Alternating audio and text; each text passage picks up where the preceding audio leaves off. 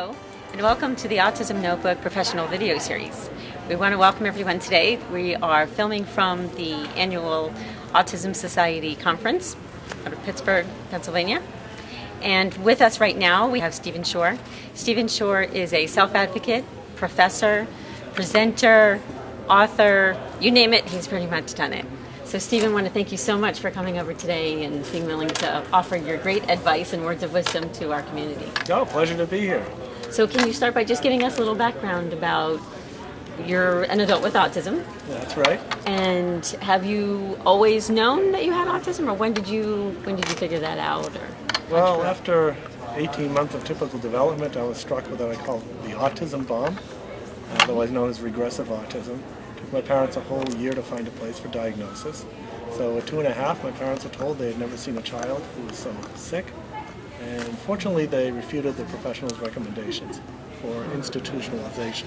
And instead, they convinced the school to take me in about a year. And it was during that year they implemented what we would today refer to as an intensive home-based early intervention program. So that by the time age 4 rolled around, speech had begun to return, and I entered the school that initially rejected me. I got reevaluated, and instead of being considered as material for an institution, I got upgraded to neurotic, so things are looking better in the world. And then from there it was grade school, regular public grade school. It was a social and academic catastrophe, usually grade behind in most of my classes, and I didn't know how to get along with my classmates in a way that they could understand. However, I had my special interests. which were? Oh, some of them included astronomy and aviation and dinosaurs and cats and electricity and various other subjects, and I would spend most of my time pulling books out of the library on these subjects and reading up on them. I remember one day in 3rd grade, I had a stack of astronomy books on my desk, and a teacher came over and told me that I'd never learned how to do math. But somehow I figured out just enough math to teach statistics at the university level. Amazing. And these days, the good news is that most educators would notice this as a special interest and find a way to work that into the curriculum. Amazing. And then, but then you ended up at a university. That's right. I ended up at the university, collected my degrees in music and special education, until where now I'm at Adelphi University as a professor teaching courses in autism and other areas of special education. Amazing. And you're a presenter? That's right, yeah. When I'm not teaching and researching at the university, I travel around the world talking about autism and consulting. So far I've been to 30 countries and 45 states in the U.S. And when you do your presentations, what do you hope that your attendees take away from those? My goal is to combine my personal, professional, and academic experiences with autism to provide greater insight to, it could be professionals, it could be parents, it could be those of us on the spectrum, on how to promote a fulfilling and productive life. Awesome. And you're an author. That's right. So will you share with us some of the information about what you've authored? Yeah, I certainly will.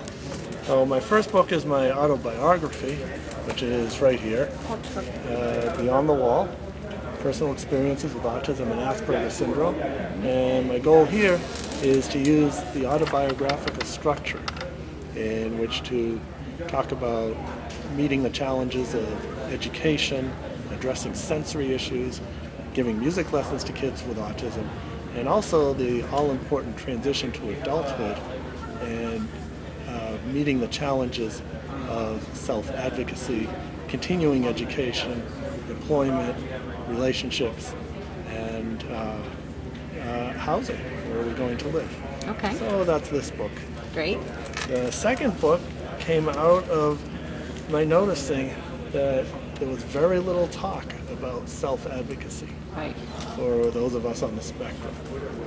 Self-advocacy is something that most people do automatically, they take it for granted, but like with social skills and other subjects, self-advocacy might be something that requires direct instruction for people on the autism spectrum. So what I did is I got together 5 of my colleagues, all who have autism, and asked them the question, how do we best teach those of us with autism how to self-advocate, and who better than to ask than those of us with autism. Right. Awesome. Well, this book looks more like one for somebody like me.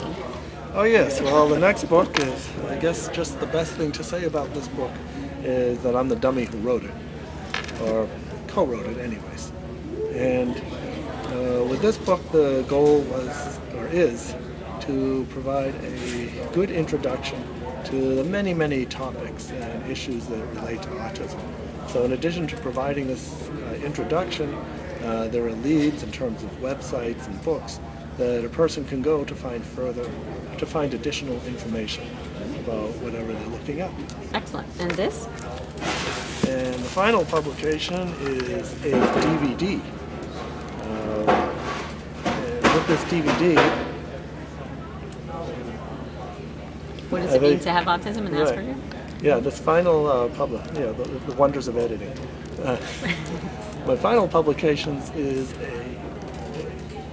a DVD interview, a Larry King style type of interview. Nice. And what we do is we look at autism through, you might say, 3 lenses.